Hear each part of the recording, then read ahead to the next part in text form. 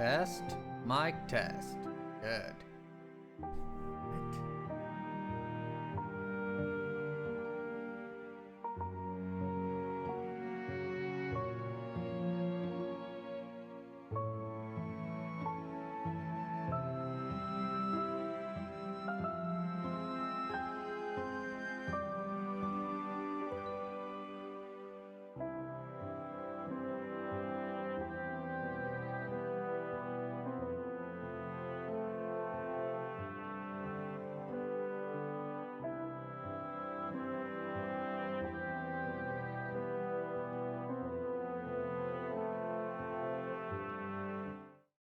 Okay, welcome back, class. So we're sort of just going down the long march of group theory, and we're starting our first sort of abstract theorems. You'll get a taste for what a theorem in group theory sort of looks like. Not very representative of the general story, but you'll see how abstract arguments look.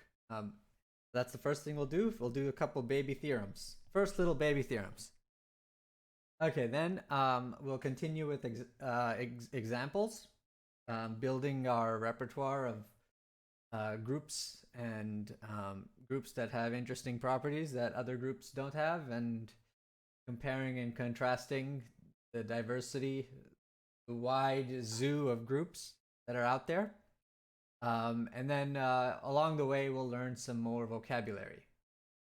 Okay, so the first thing I should do is recall the definition. So recall the definition again. Blah, blah, blah, blah, blah, blah, blah, blah, blah, G. Okay, and there are three axioms. The three axioms were associativity of so G comma dot. This is the product, the group law. Composition rule. Associativity is so when you have G1 times G2 times G3, it's the same as G1 times do G2 times G3 first, and then G1 on the left side of that. So you can clump compound expressions into clusters, and no matter how you do it, you get the same result. That's associativity. It's a very powerful and necessary property that is indispensable, as you will see. Okay, another thing that we require of a group. I don't know. Are people in chat able to chat with me, or is there some? Can someone type something real fast, because I don't see. Okay, good. Just wanted to check. It's showing like low bit rate here on the Twitch analytics thing, so I don't know. I don't even know if my signal is going out. Okay, good. Okay, associativity. Then the next is whatever it was called, identity. Okay, pay attention though. It says there exists an element E in the group such that E times G is the same as G times E is always G for any element in the group. All right, so there's an identity. And then 3 is there exist for each element, there is, for any element in the group, there is an element such that when you multiply both ways, you get E, and this E is in reference to the thing that we said existed in part 2. Okay, so first baby theorem.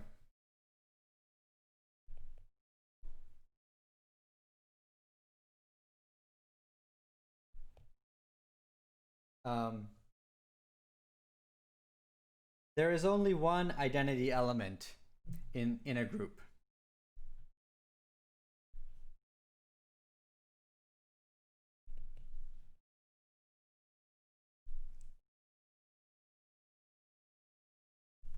All right, so we're gonna prove this, or I'm gonna tell you how to prove this. If you haven't seen these kinds of things, you might be puzzled. How the heck are you gonna prove something like this? And it's a sort of an art form to start thinking about how one constructs a proof that's super general for all conceivable groups. In a sense, the proof has to be a little bit silly. Okay, so suppose E and E prime both satisfy the identity property.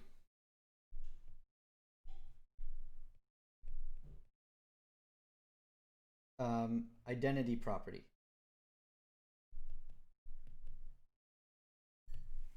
All right, suppose E and E prime, both, like, these are both elements in the group.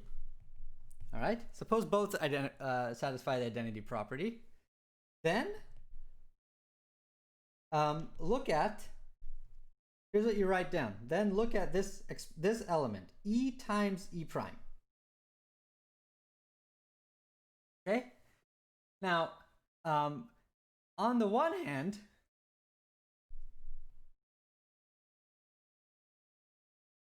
E times E prime is E prime because E is an identity.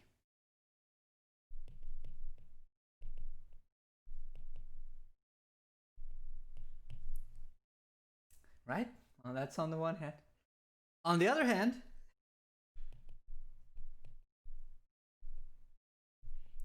E times E prime equals E. Because E prime is an identity.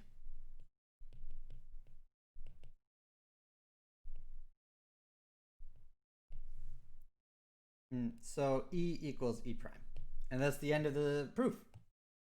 If you have two hypothetical identities, they're the same. They are equal. Okay, so done. There's only one identity element. And this is classic for these very low level proofs. You like write down some clever expression, and from 2 points of view, looking at it from 2 points of view, you get your desired conclusion. That's kind of cool. You haven't seen that kind of thing before. Okay, that's your first baby theorem. So what we earn the right to say the identity element of a group.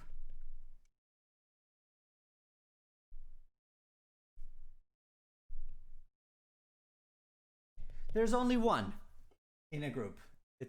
And we can, if we're talking about a general abstract group, no specific example, we'll typically use little e, all right? So we just earned that right.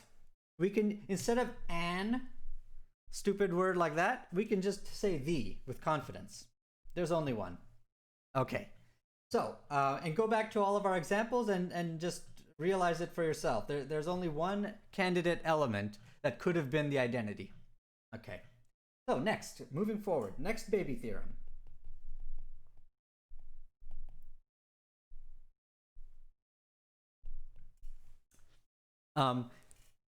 It's for every element in G, uniqueness of inverses. Okay, let's do that. So for each G in G, for every element, there is exactly one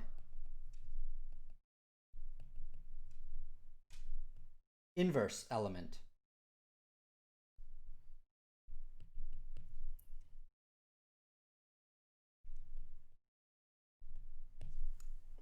All right. So there's only one element such that when you multiply on left and right, you get identity. Okay, so here we go. We should become comfortable. The class should become comfortable with writing the first sentence in this proof. Class, either on Discord or on chat, tell me what the first sentence of this proof should be.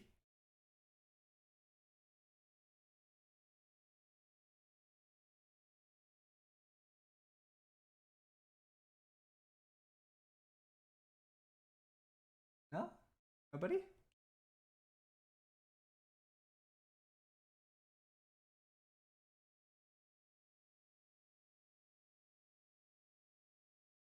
Perfect.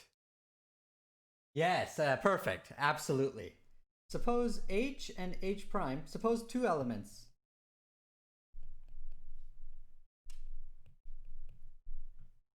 Both serve as inverses of G. Okay, suppose you have two elements that both serve as an inverse for G, satisfies the inverse property. Okay, then look at anyone have a guess what we should look at here? Maybe someone has a guess.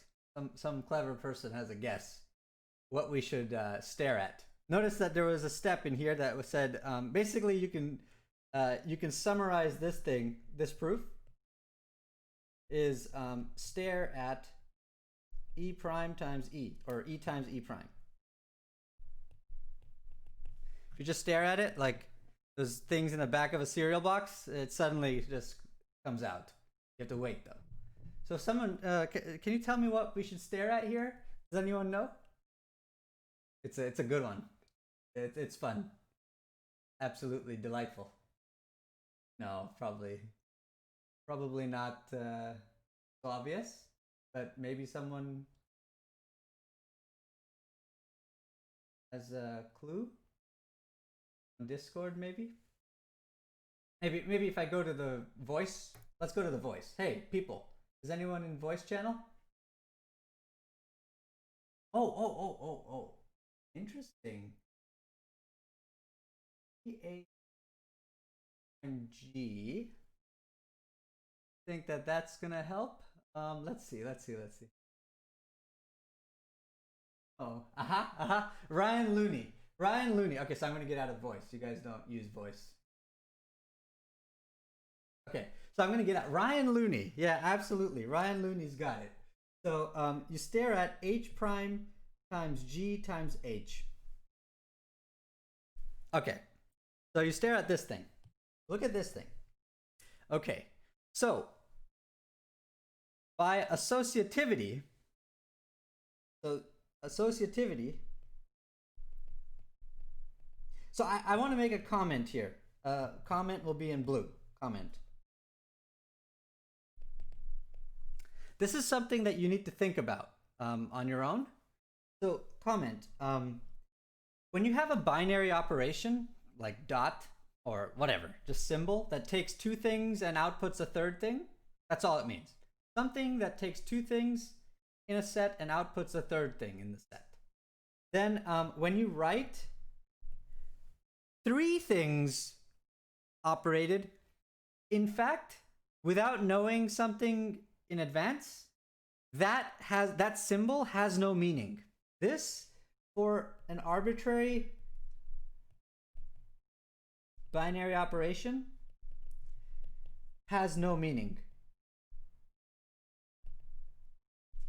But there's one property that grants us the ability to say that A times B times C is one element unambiguously. We get to write this unambiguously only because we have the associativity property. Associativity's role is subtle, but it's absolutely essential. You can't even write this triple product down and talk about it as one entity. So here's an example. Think about that binary operation called subtraction on the integers. Then like A minus B minus C is not the same as A minus B minus C. So you don't get to like just dissolve parentheses and say it doesn't matter which way you decide to cluster these things, because that's not true. You don't get to say that for just the most innocent looking type of operation, like minus. Okay? So, the fact that you get to stare at this as one element is itself a miracle of associativity. All right, so look at this element. On the one hand, so I'm going to return to the proof, which is green apparently. So on one hand, this element is h prime g times h, which is, because h prime is an inverse of g,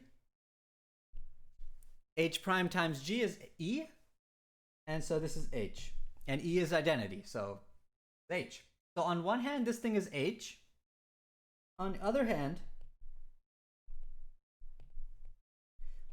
this triple product is, by associativity, the same as this one,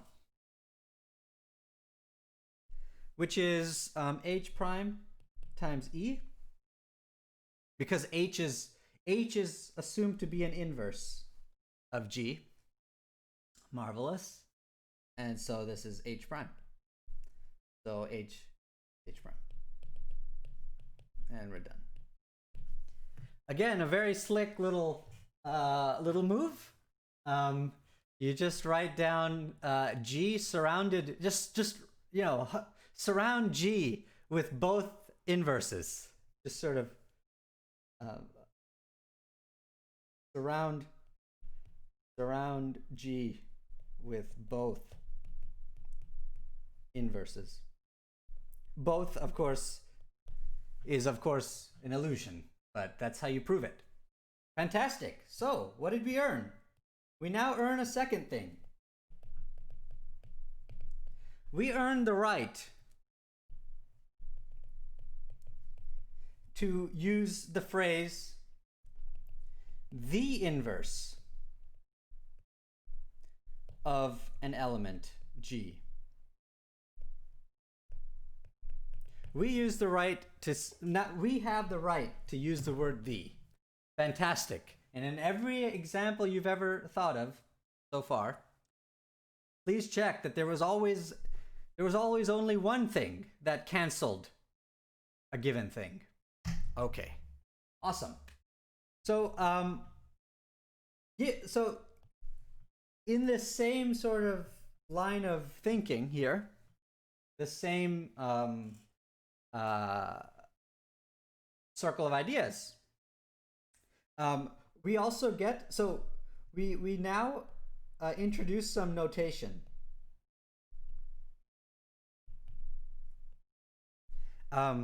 If G is an element in a group, then we write G to the minus 1 power, G inverse, G to the minus 1 power for the inverse element. So this is how we denote inverse, the inverse of an element. Okay? While we're at it,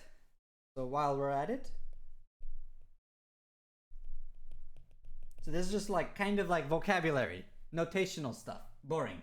Okay, while we're at it, if you have an element in G, we write G squared for G times G times G, and G cubed for G operate G 3 times, etc. That's what G to the nth power means. Furthermore, when we write G to the minus 2 for G inverse multiplied with itself 2 times. All right, and so on. G to the minus 3 is just notation for this, etc. Okay, so notice that this, you might say, well, yeah, that's just how numbers worked. Yeah, but you're only thinking about one group. We saw matrices, invertible matrices forms a group. So we're not just thinking about multiplication of numbers. In fact, we're thinking of addition of integers. Weird. Okay, so weird. So that's a warning. Warning.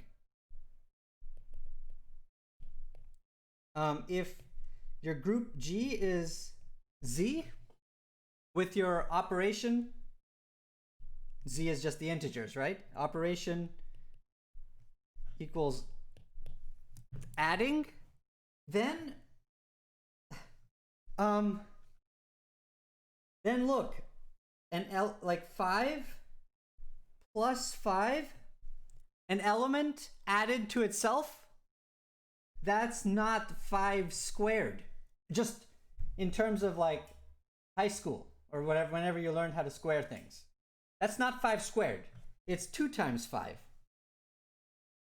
It's not 5 squared. So this exponential notation is only an illusion. We're using exponential notation because we decided early on to denote the most abstract group law as a dot, as a product-like symbol. That's why the exponential exponent notation serves better. But when you look at a particular concept of a dot, you can get your circuits mixed up. So we're not saying 5 plus 5 is 5 squared. We're saying 5 plus 5 is simply 5 operated twice in the group called Z with addition. So it's actually 2 times 5. So in Z, like the iterated operation of a given element should have like n times G. That should be the thing that replaces G to the n when you're trying to like make it systematic with the addition operation. So just remember, always have clarity on what G to the n means in the most abstract setting, and when you port it over to any given group, it's not gonna, there might already be something called raising to the nth power, which is contradicting this notational convention that we're using in the total abstract setting. So just a little warning. Okay, great. So when you have an element of a group, G operated with itself 10 times, G to the 10 has meaning, and G to the minus 10 has meaning, and G inverse is a unique element, and so on. Great. Next thing. Next little simple, next little baby theorem. It's called cancellation or something. Cancellation? Okay. If H times G equals H prime times G in a group, then H is H prime. If you have H times a thing equals H prime times the same thing, then you can cancel them out. You can divide out or cancel them out. Yeah, the proof is trivial. Okay, multiply both sides.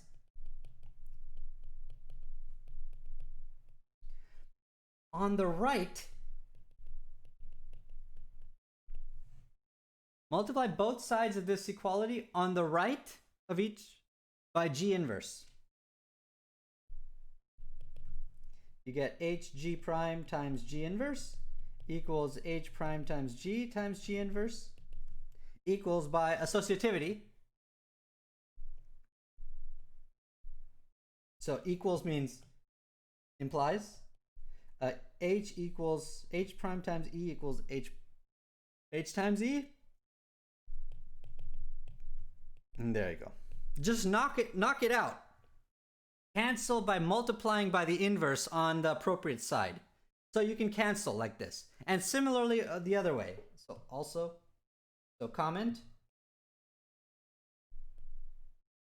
Obviously, by same reasoning, but now multiplying on the left, gh prime equals gh implies h prime equals h. Same idea. Cancel by multiplying by g inverse on the left of both sides. Awesome. Great. This will use kind of important at a crucial stage eventually. Okay, awesome. Lots of little baby theorems we're just getting under our we're just conquering here, knocking these down.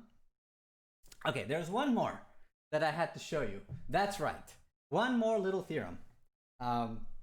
Okay, the book calls this fact the socks and shoes property. Okay, so if G is a group, so let me just state it. It's G times H inverse. The inverse of this product of two elements is not G inverse times H inverse. Let me write it first as what it isn't. That's not how it works. In fact, GH inverse is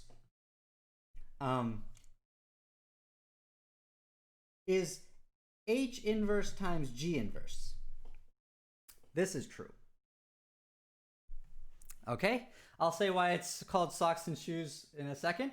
It's really dumb, but this is true. So how do you prove this? Proof.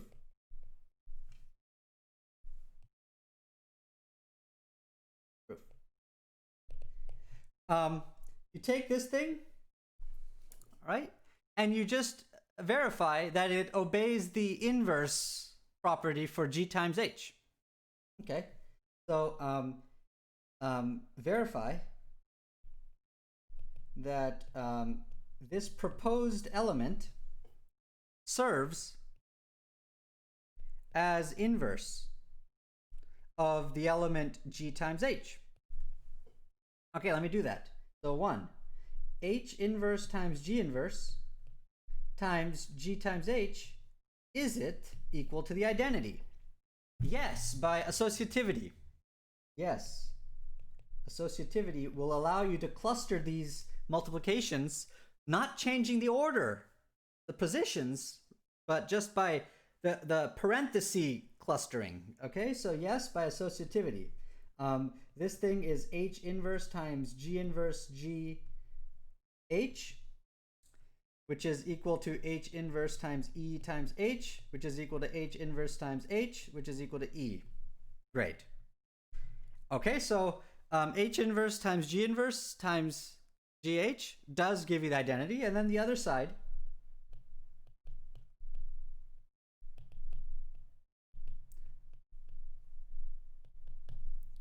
same idea.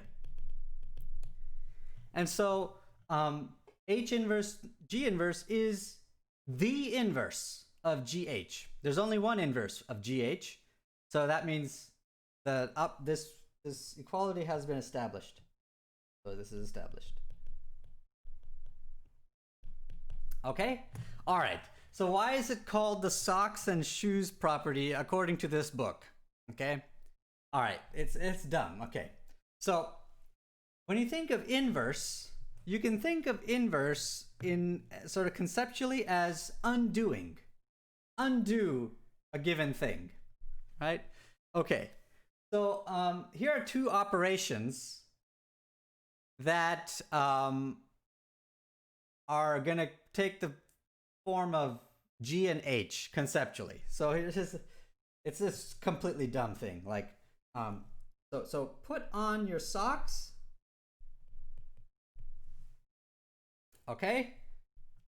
All right. Put on socks, and then put on shoes. Then put on shoes. I just so dumb. Okay, when you put on, if you put on your socks, then you put on your shoes. How do you undo this? Well, you don't undo this by taking off your socks first, then taking off your shoes. Yeah, exactly. You don't, this is, you undo. How do you undo putting on your socks, then putting on your shoes? You obviously don't take your socks off first. That would involve you like ripping the socks, like your feet, like toes would rip through the sock, come up over your leg. Then like to get it across your crotch, you'll have to rip it apart. No, that's not how you take your shoes off, hopefully.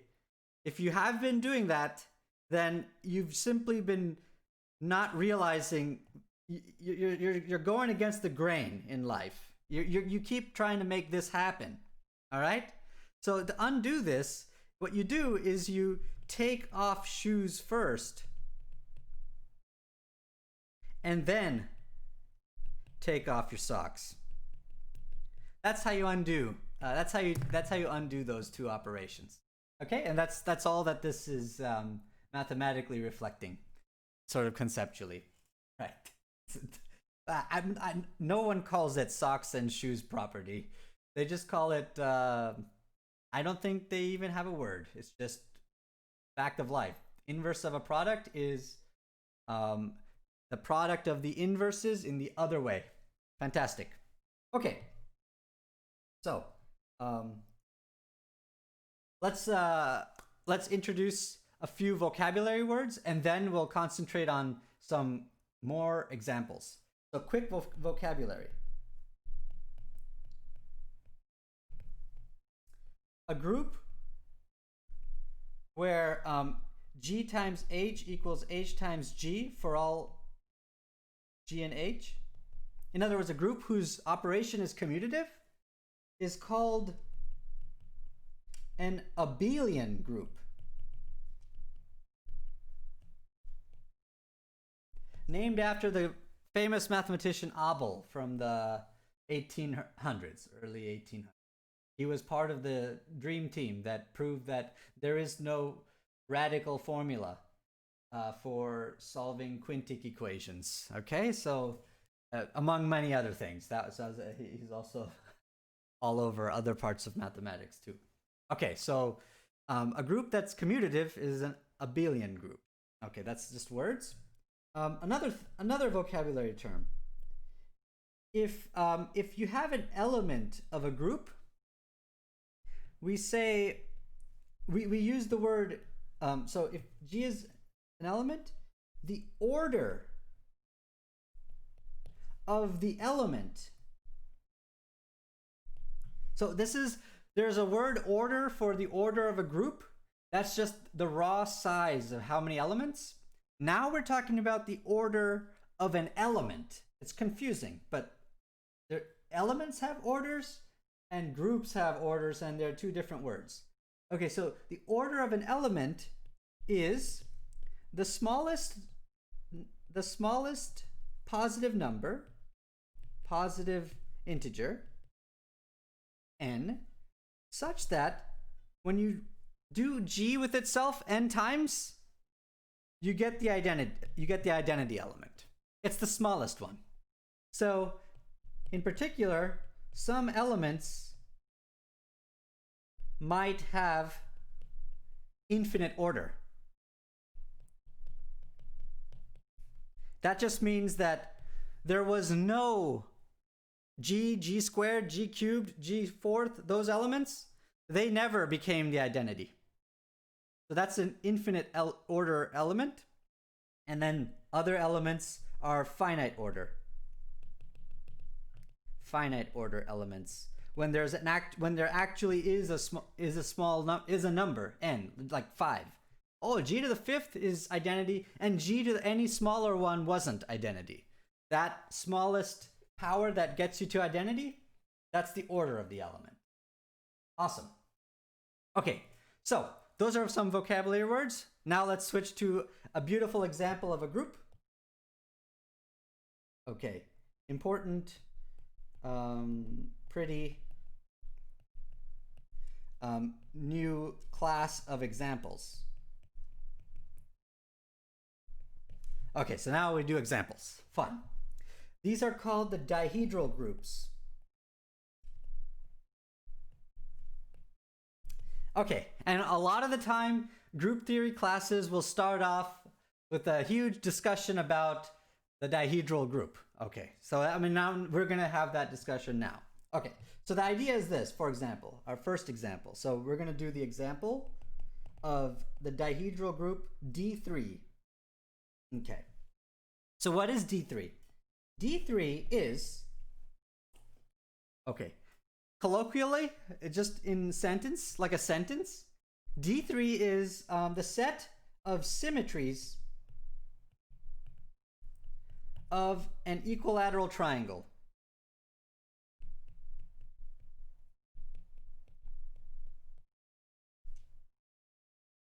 Okay, notice D3 is not a triangle.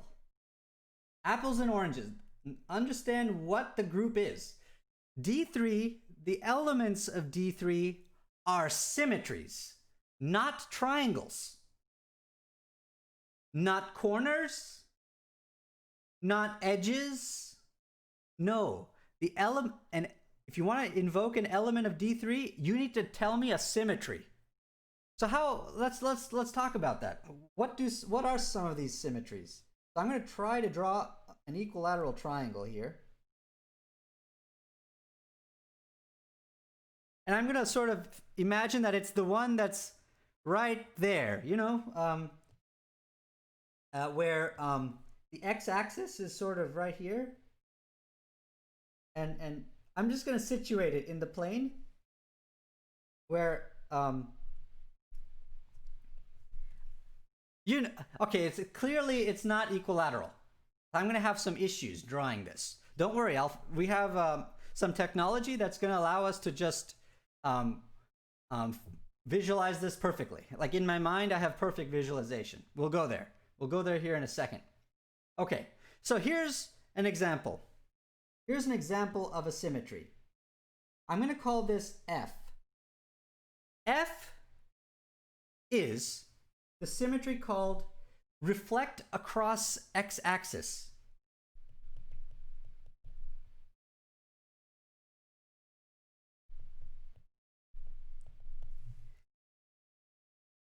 Of course, we use the word F, the symbol F, because F is right here. Right? That's why we're using the symbol F. Reflect across the x-axis. Or maybe it's because we can also call it flip. Maybe that's why. In retrospect, I think that's why. I think that's probably why. Okay, so that symmetry. That symmetry, notice that that's actually just a transformation of R2, of the plane. Okay? That transformation of the plane, it keeps the equilateral triangle within itself, and therefore serves as a symmetry of the equilateral triangle. One thing I really want you to pay attention to is simply that when we talk about a symmetry, we don't mean the gradual movie, which is like, oh, gradually move it like this and think of the whole sequence of triangles as part of this thing. No, it's simply the input-output snapshot. That input-output relationship, a function from the triangle to itself, that input-output mapping is one element of D3. It's called F. Here's another element we're going to call. Okay, here's an element, R. Okay, but what we mean by R, I'm going to write some subscript here. R with 120 degrees. Put a little 120 degrees. And what that is rotate this, rotate everything 120 degrees counterclockwise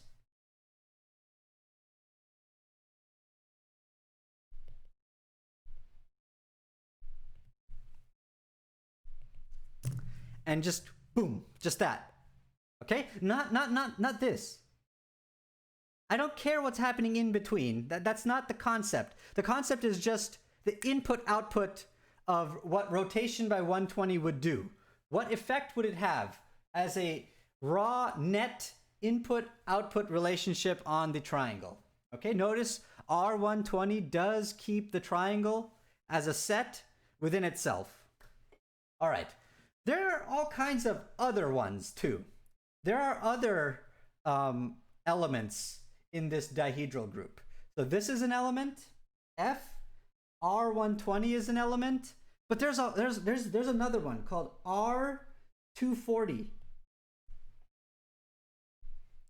That's another element. Now, how do I know it's another element?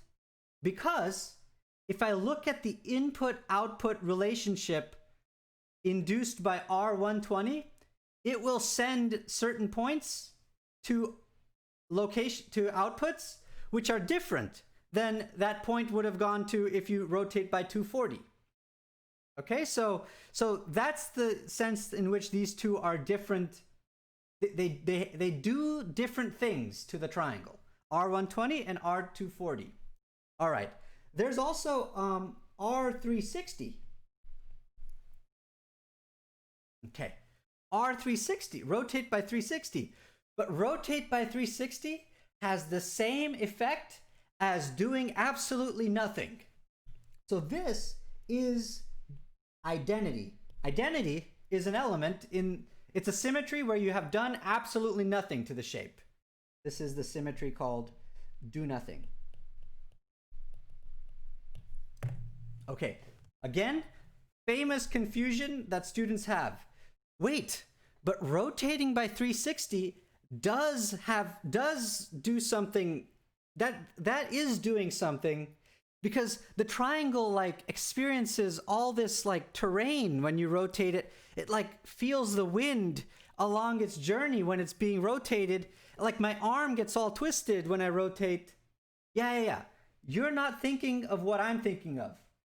The raw input-output photograph, no information in between effect of rotating by 360, you would not be able to tell the difference if I only showed you the beginning and after images of rotate 360. You would not see any difference between that input-output relationship and the identity relationship.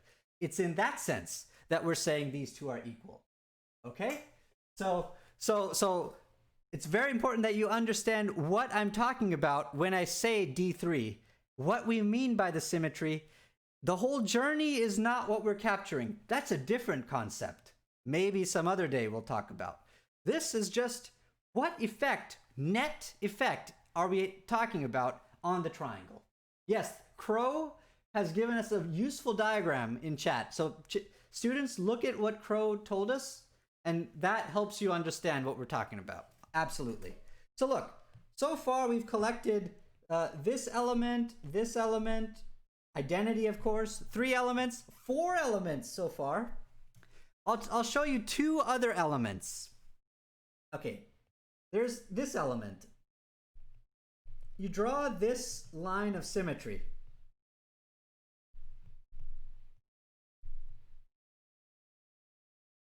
Let's call it L. Okay? Okay. L, you can think about reflection, mirror image reflection across the line L. So F sub L maybe is reflect across L. That will keep the triangle within itself, so it'll serve as a symmetry of the triangle.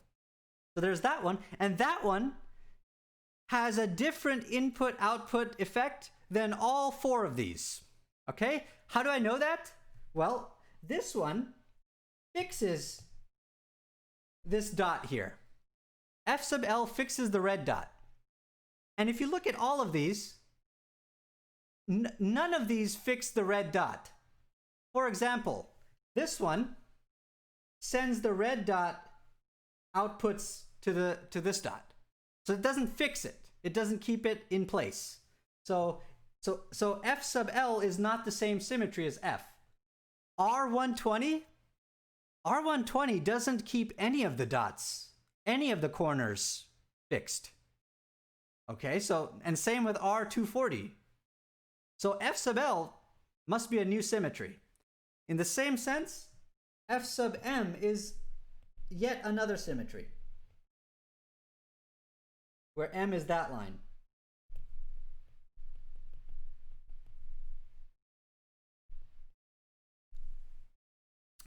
And now the point is that when you, all the circled elements in this picture, the blue circled things, there are now 6 of them, and all together, those 6 form a group where the group law is composition of operations. So all 6 of these symmetries conspire to form a group called D3, and this group, the group law, is composition of operations, composition of functions, of transformations, functions.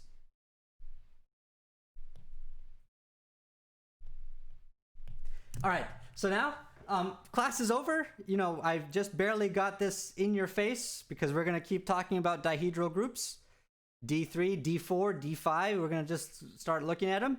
But now what I want to do is just show you as a treat some of the like amazing technology we've developed here at BMP University.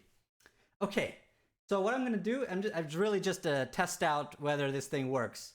What we're going to do is we're going to take a look at we're going to go into my third eye perfect visualization mind so that students have access into like their professor's like ultimate reality. Okay, so here we go. I'm going to show you the dihedral group real fast, and we're going to have a great time doing this. So here's boring. Here we go. We need to go here, and then okay. I'm sure I'm not going to be able to. Maybe I won't be able to use. I might crash this thing. I'm sure. Maybe. Let's see. Is this showing up in? Okay. Are y'all? Oh no. Where did it go?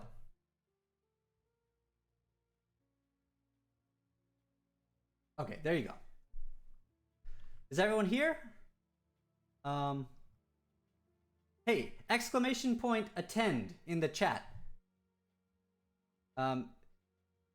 Boring servant, can you show them how to do that? Exclamation point attend. Okay, yeah, so we've got Crow is here, Itasuk, Ryan, Looney, Sloth, you're all here.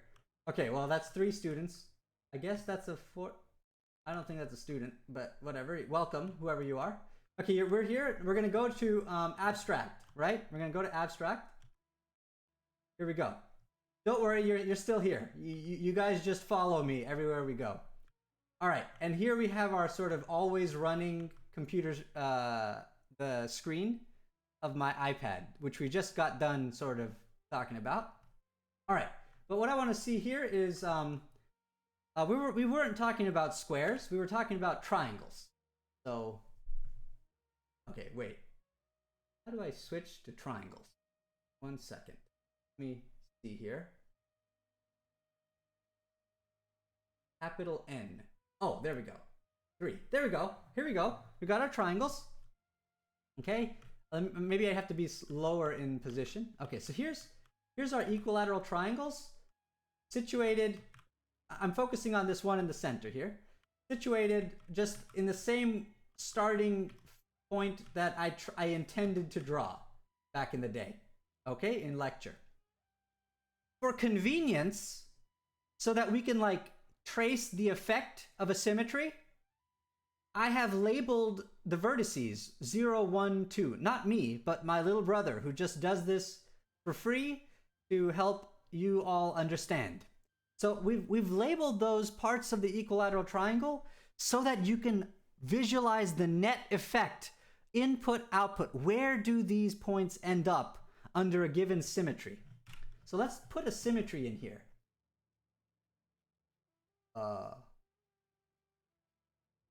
Let's just put F sub 0, F0, I guess. Oh, every time I type F, not there? Okay, somewhere else. Maybe here. N-gon isometries. Oh, that's another word. Isometries of an n-gon. That's another name for this dihedral group. All right. F0. Do the thing. There you go. Did you see? We just did F0. Okay? Now we gotta reset this now. I don't know how to reset. How do I reset the position? Change n. Okay. Here we go. Now we reset it. Okay. Let's look at F sub 1. Maybe F sub 1 is reflection across a different line. Let's see. It better be. Oh, F sub 1 was reflection across the line that went through the blue dot. See, if I do it twice, I come back to the original orientation. So F1 times F1 is the identity in this group. Okay, let's do another one. Let's do a rotation. Let me bring everything back to its initial labeling. Okay, let's do R sub... Oh, I can do F1 comma F1, and it'll do the operations in that order, like F1 composed with F1. Brilliant. From right to left, because that's how composition of functions works. That's fascinating. Look, let's just see what a rotation looks like so that you get a sense. R sub 1 or something. There you go. Let me do R sub 1. Let me reset the triangle. Let me do R sub 1.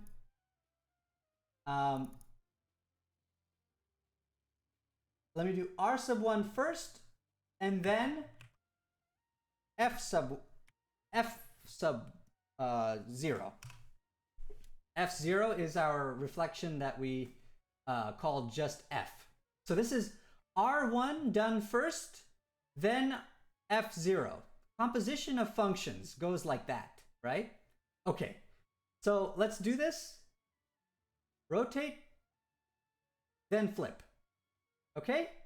And what this calculator does, this calculator identifies the net single transformation that this composition of two transformations created.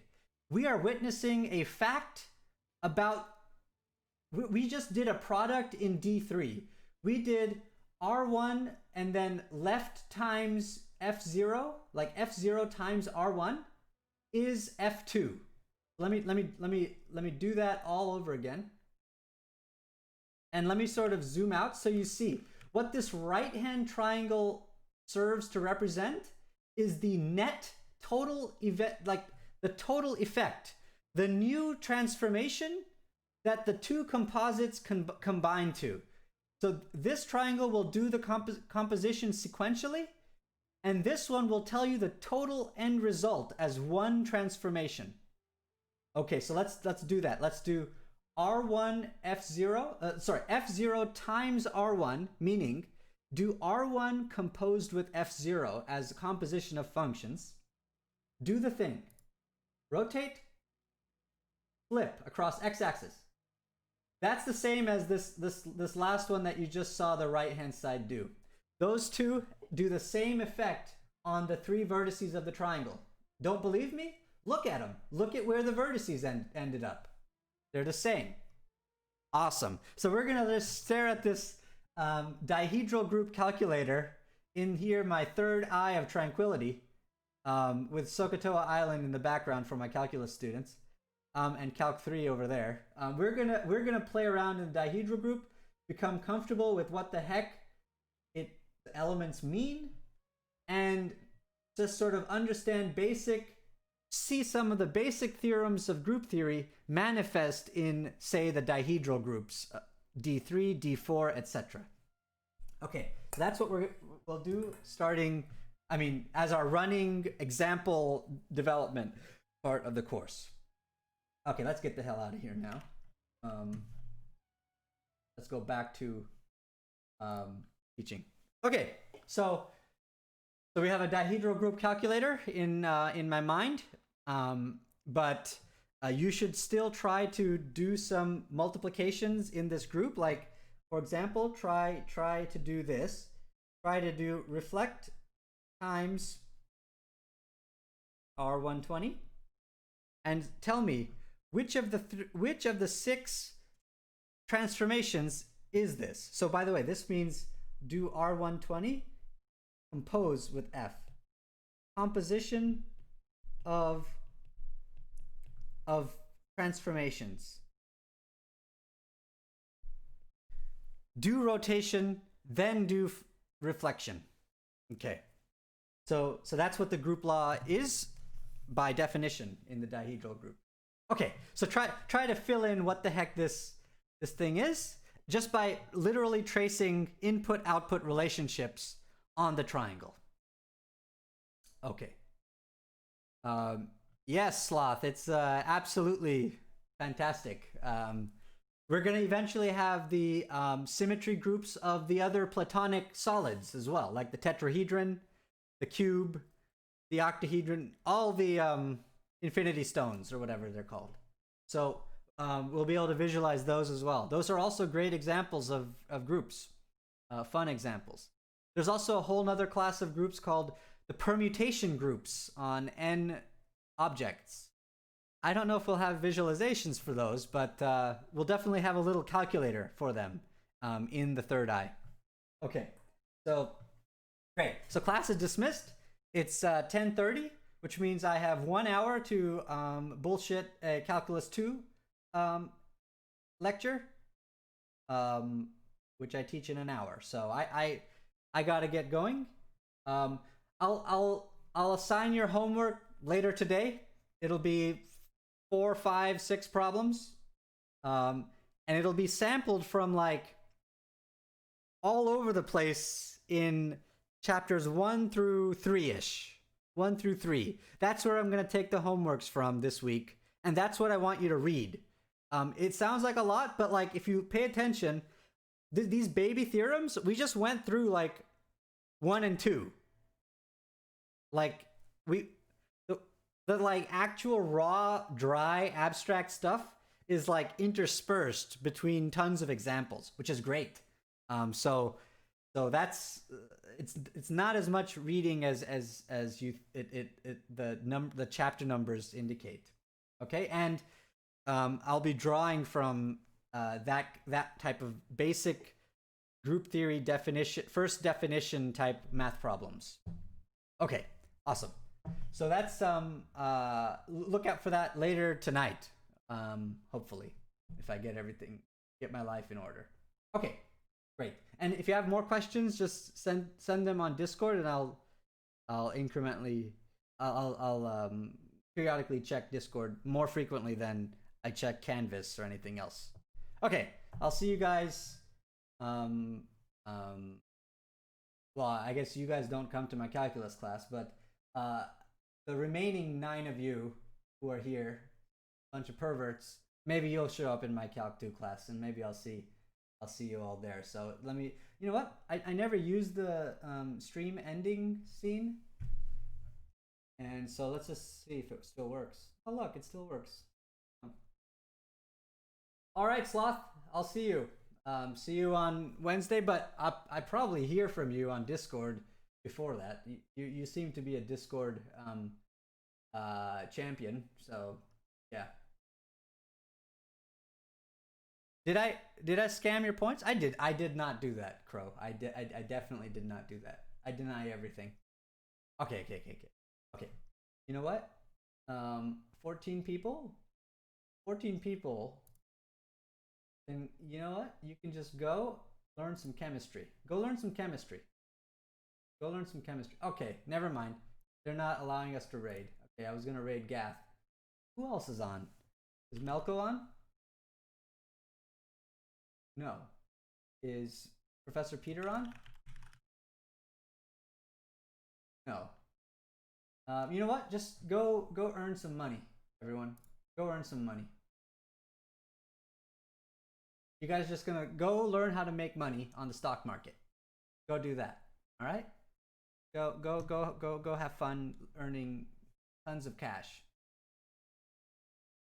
See you Wednesday.